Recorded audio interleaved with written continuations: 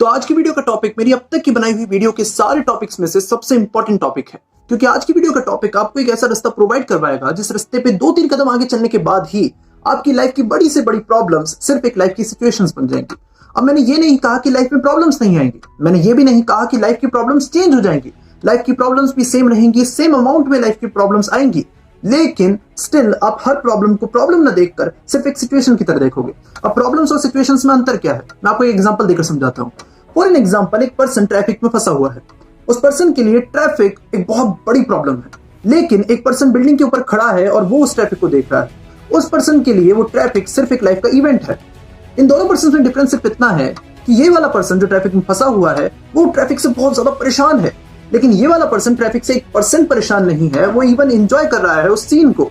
Similar case होगा आपके साथ। आपकी लाइफ की भी सारी प्रॉब्लम सिचुएशंस बन जाएंगी, लाइफ के इवेंट्स बन जाएंगी, और उन सिचुएशंस को हैंडल करने की एनर्जी भी आपको ये रास्ता ही प्रोवाइड करवाएगा। ये रास्ता इतना ज्यादा बेनिफिशियल है।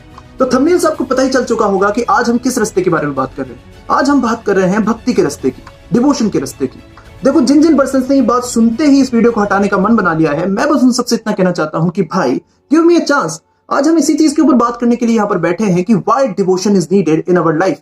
भक्ति हमारे जीवन में क्यों जरूरी है। क्योंकि स्पिरिचुअली मैं इस चीज के ऊपर आज बात नहीं करूंगा, क्योंकि स्पिरिचुअली इसके करोड़ों रीजंस है, सेवरल रीजंस है, और स्पिरिचुअली ये बहुत ज्यादा डीप है। आज हम बात करेंगे इंटेलेक्चुअली, मटेरियलिस्टिक वर्ल्ड के पॉइंट ऑफ व्यू से हम बात करेंगे कि इवन मटेरियलिस्टिक वर्ल्ड के पॉइंट ऑफ व्यू से भी भक्ति उतनी ही जरूरी है। तो आओ इस चीज के ऊपर बात करते हैं।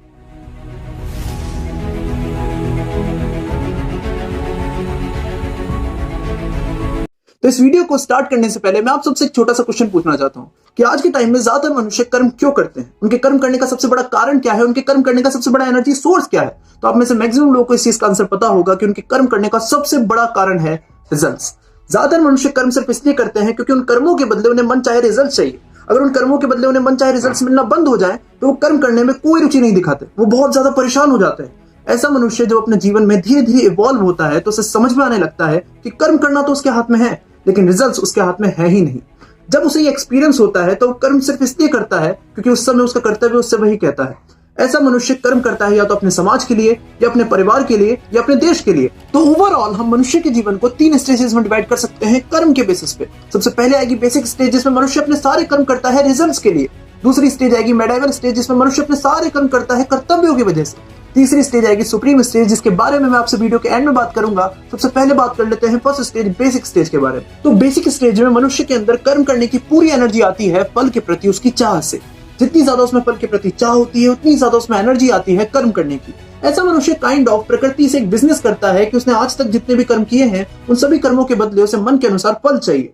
ऐसे मनुष्य से अगर आप पूछोगे कि इतने ज्यादा कर्म क्यों कर रहा है, तो वो आपको इस चीज का सिंपल आंसर देंगे कि मुझे ये चीज चाहिए, मुझे वो चीज चाहिए, मुझे ये फल चाहिए, मुझे वो फल चाहिए। फॉर एन एग्जाम्पल, अगर आपने ऐसे मनुष्य से पूछा कि इतने ज्यादा पैसे क्यों कमा रहा है, तो वो इस चीज का आपको सिंपल आंसर देंगे कि मुझे गाड़ी चाहिए, मुझे बंगला चाहिए, मुझे समाज में रेपुटेशन चाहिए। अगर आप ऐसे मनुष्य से पूछोगे कि इतनी पढ़ाई क्यों कर रहा है, तो भी वो आपको इस चीज का सिंपल आंसर देंगे कि मुझे अच्छी नौकरी चाहिए, मुझे अच्छे मार्क्स चाहिए। इन शॉर्ट, वो अपने सारे कर्म के गोल को मन के अनुसार बनाए हुए फलों को बनाता है। तो ऐसा मनुष्य अपने पूरे जीवन में बहुत ज्यादा दुखी रहता है, क्योंकि कभी उसके मन के अनुसार रिजल्ट्स आते हैं, कभी उसके मन के अनुसार रिजल्ट्स नहीं आते। और अगर मन के अनुसार रिजल्ट्स आ भी जाते हैं तो भी वो उसे अनलिमिटेड एनर्जी प्रोवाइड नहीं करवा पाते, जिससे वो अपने पूरे जीवन में खुश रहे। वो एक पर्टिकुलर टाइम के लिए उसे खुशी प्रोवाइड करवा पाते हैं, और जब वो खुशी खत्म हो जाती है तो वो किसी और पल की खोज में कर्म करना स्टार्ट कर देते हैं।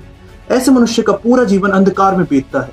अगर उसे सौभाग्य से ये एक्सपीरियंस प्राप्त हो गया कि कर्म करना तो उसके हाथ में है, लेकिन फल उसके हाथ में है ही नहीं, तो वो सेकंड स्टेज में शिफ्ट कर जाता है, नहीं तो वो अपना पूरा जीवन फर्स्ट स्टेज में ही व्यतीत करता है। तो जब मनुष्य ये बात जान जाता है कि कई सारे ऐसे लोग हैं जो अपने जीवन में बहुत ज्यादा कर्म करते हैं लेकिन उन्हें फल उस अनुसार प्राप्त नहीं होते, कई सारे ऐसे लोग हैं जो अपने जीवन में बहुत ही कम कर्म करते हैं लेकिन उन्हें फल बहुत अच्छे प्राप्त होते हैं, तो वो एक बात समझ जाता है इन दोनों कंडीशंस को देखकर कि किसी पर्टिकुलर फल के लिए किए हुए कर्म के बदले हमें फल प्राप्त हो जाए, ये जरूरी नहीं है। और इसलिए वो अपने आप को रिजल्ट से जीवन में बिल्कुल डिटैच कर लेता है और आ जाता है सेकंड स्टेज, मेडाइवल स्टेज में।